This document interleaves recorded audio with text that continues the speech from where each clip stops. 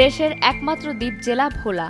একে দ্বীপের রানীও বলা হয়, যার চারপাশ ঘিরে রয়েছে নদী আর বঙ্গোপসাগর। আরও রয়েছে জোয়ার ভাটার খেলা আর ফুলের মতো এদিক ওদিক বিচরণ করা নৌকা আর জীবনের বৈচিত্র্য।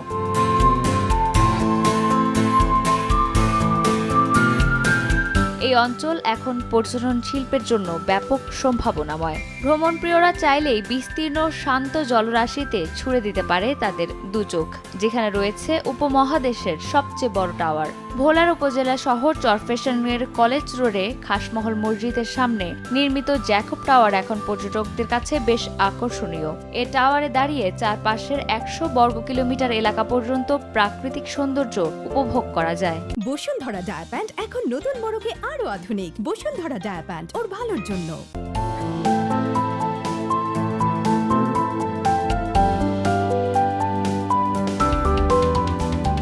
এটি বাংলাদেশ ও উপমহাদেশের সবচেয়ে উঁচু টাওয়ার। আইফেল টাওয়ারের আদলে নির্মিত এই ওয়াচ টাওয়ারে প্রতিটি তলায় ৫০ জন ও পুরো টাওয়ারে ৫০০ জন দর্শক অবস্থান করতে পারবেন।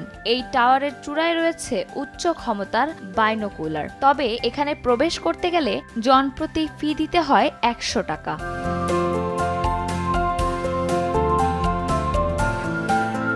চারপাশে জল বিস্তৃত এই অঞ্চলের যাত্রাও যেন কম রোমাঞ্চকর নয়।